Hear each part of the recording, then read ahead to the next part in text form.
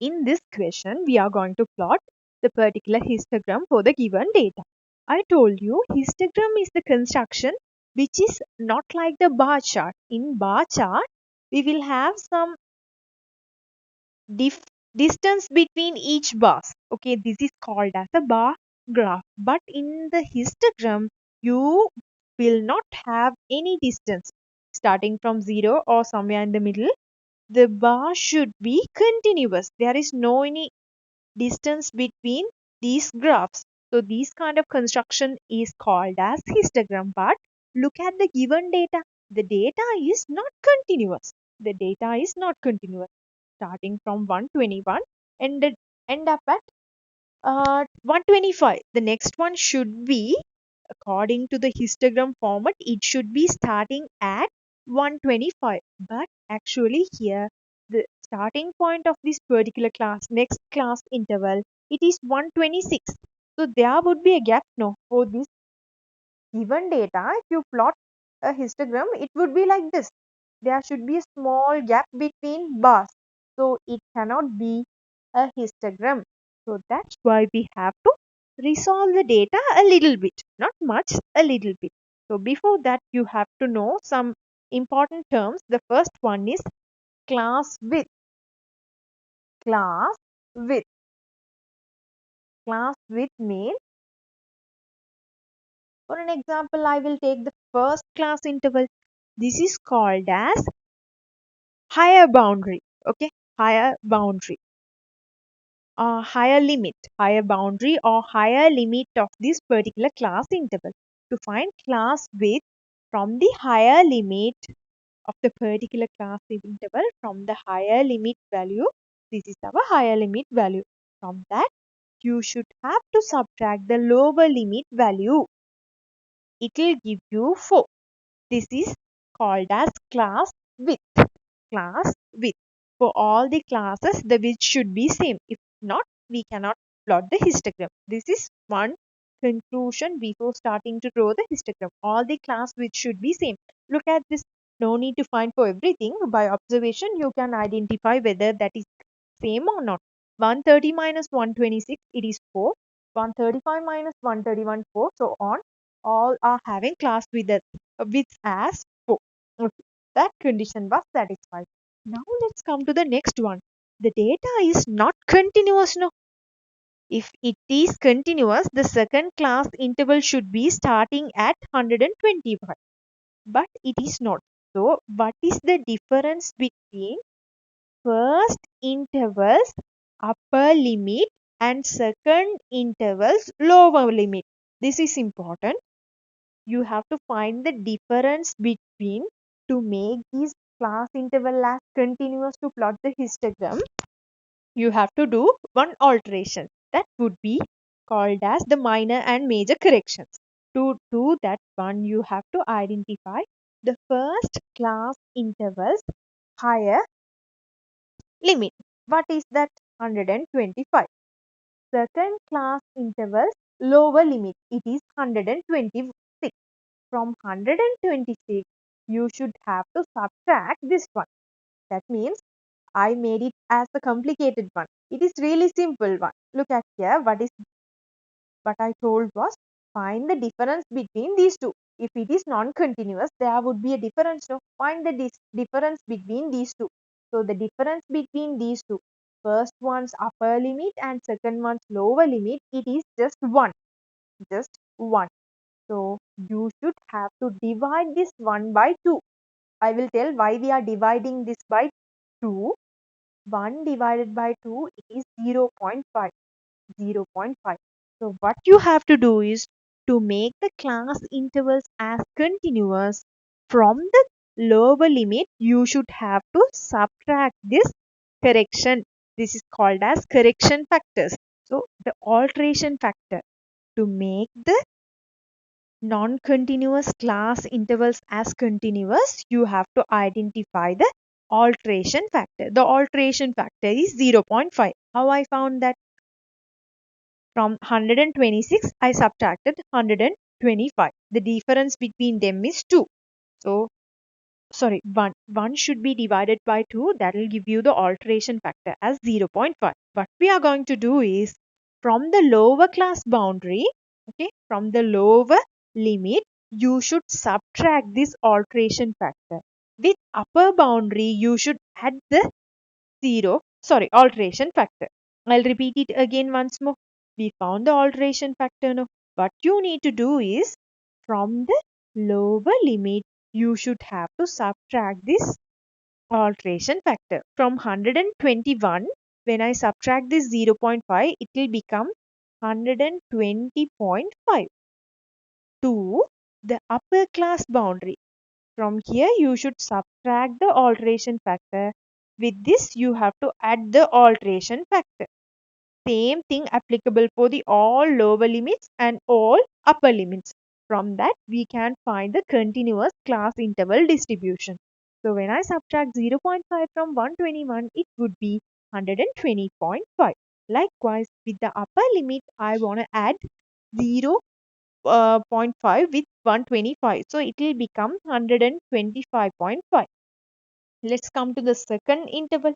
So from the lower limit, you should have to subtract 0.5. After subtraction, it will become 125.5. With the upper class limit, you should have to add 0.5. It will become 130.5. Likewise, you have to do the same thing for all the other intervals as well. 131 minus 0.5 is 130.5. 135 135 plus 0.5, it would be 135.5. Same thing for the next one. From 136, when we subtract 0.5, it will become 135.5 minus, 2. From here, with this, you should add 0.5. It will become 140.5. Then 140.5, 144.5, 145.5 to 150.5. Okay. What we did was, first we just determined whether the class widths are same or not. The class width, to find the class width, from the upper limit, you should have to subtract the lower limit. 125 minus 121 will give you 4. In all classes, the intervals are same. Okay, that's fine. Now let's come to the alteration factor. This is not non-continuous class intervals. To make them as continuous, we just found the correction factor, alteration factor. How to find that? Find the difference between second interval's lower boundary and first interval's higher boundary. So these two are non-continuous. So difference between these two is 1. Divide that 1 by 2. I told you why we are dividing this one by 2, because in each interval you can identify a lower limit and upper limit. No, lower limit and upper limit. So that's why in each there are two limits. That's why we are dividing this particular difference by 2 to find the correction factor as 0.5. After finding the correction factor, from the lower interval, subtract that correction factor. With the upper limit, you should add the correction factor. That's how we just constructed the continuous class interval column. So from the non-continuous one, after doing some more calculation, we found the continuous class interval column. I'll mark how the 1 came from. From 126, you should subtract 125. 126 minus 125 should be divided by 2.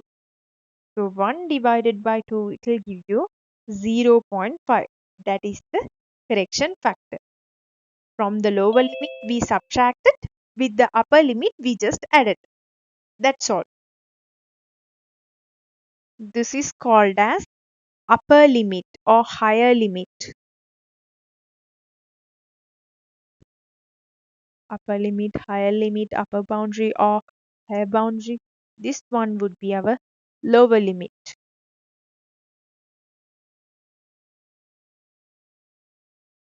And I told you what is meant by class width.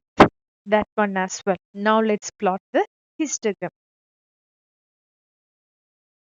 In this histogram, we, this histogram is not starting from zero. No, it is not starting from zero. That's why you have to use a small heartbeat in the ECG. You will, I think, you might saw this kind of shape in histogram. This is called as heartbeat formation. So likewise, since this histogram is not exactly starting from zero, because we know both x-axis and y-axis are intersected exactly at the origin point. Since it is not starting from zero, you have to use a small heartbeat kind of shape to indicate that this is not starting from zero. The initial point is not starting from zero. If the most of the cases you will have the continuous class interval starting way away from zero. In those cases, definitely you should indicate this small symbol, heartbeat kind of shape, ECG heartbeat kind of shape to indicate this is not starting from zero. Somewhere in the middle onwards, we are drawing the histogram. So thereafter, we can mark the lower class interval 120.5. This is 120.5. Next, 125.5. Next one, 130.5. 135.5. 140.5. 145.5. And last one, 150.5. This is our continuous class intervals. And in the vertical axis, we are going to indicate the frequency. It is enough to use simple F letter and starting from 1, 0, 1, 2, 3, 4 and 5. 4 and 5. Thereafter, we can plot the histogram bars. 120.5 to 125.5. The height of the column would be 2. Okay, this one. In the second case, the height of the column that is 4. After making it as a continuous one, after that, that is a usual histogram. You can use the previous method to plot your histogram as usually. Thereafter, 5. On my screen, it is some kind of inclined one.